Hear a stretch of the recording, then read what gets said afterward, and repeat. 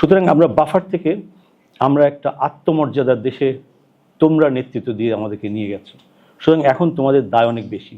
তোমরা যত ভাগই হও, তোমাদের ভাগের একটাই কথা, আত্মমর্যাদার দেশ হিসেবে দেশটাকে পরের ধাপে নিয়ে যাওয়া এবং আমাদের গায়ে কেউ টাচ করলে অন্যদের গা যাতে নিরাপদ না থাকে সে ব্যবস্থা করা।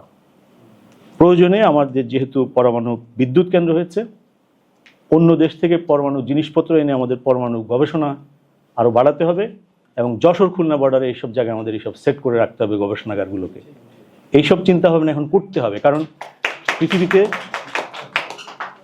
কিউবা যদি আমেরিকার পাশে ডিমের আকৃতিতে আত্মমর্যাদায় টিকে থাকতে পারে, ওয়াই নট বাংলাদেশ? আমাদের স্ট্র্যাটেজিক অবস্থান তার চেয়ে 10 গুণ শক্তিশালী। আশেপাশের দেশগুলোর সঙ্গে, চায়না, পাকিস্তান সহ আরও স্ট্র্যাটেজিক কান্ট্রিগুলোর সঙ্গে আমাদেরকে স্ট্র্যাটেজিক পার্টনারশিপে যেতে হবে। তোমাদেরকে চাপ দিতে হবে সরকারকে অচিরে এই ব্যাপারগুলোতে।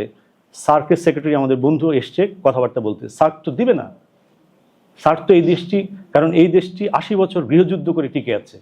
এই দেশটি চাঁদে মানুষ পাঠায়, যান পাঠায়, কিন্তু তার 50 ভাগ মানুষকে টয়লেট ফ্যাসিলিটিস দিতে পারে না। এত নির্লজ্জ এবং বেহায়া। তারা নিরাপত্তা পরিষদের মেম্বার হতে চায়, তার নাগরিকের মুখে খাবার দিতে পারে না।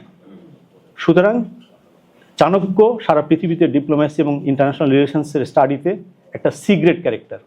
সেই সিগ্রেট ক্যারেক্টারকে তারা তাদের ডিপ্লোম্যাটিক জোনের নাম হিসেবে চাণক্যপুরী গর্ব করে, অথচ ওটা সিগ্রেট ক্যারেক্টার।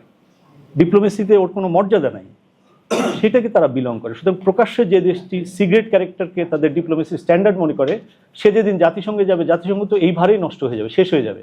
সুতরাং সভ্য দুনিয়া তাকে কোনোদিন নিরাপত্তা পরিষদের মেম্বার হতে পারে। Bangladesh is the last case যেখানে সে চূড়ান্তভাবে পরাজিত হবে। এবার যে আঘাতটি আমাদেরকে করছে, আমরা যদি গর্জে উঠতে পারি শুধু এখানে নয়, সারা দুনিয়াতে, তাহলে কিন্তু উচিত শিক্ষা পাবে। গত বছর আমরা যখন ইন্ডিয়া আউট প্রোগ্রাম করি, আমাদের এই বিশ্ববিদ্যালয়ে আসার জন্য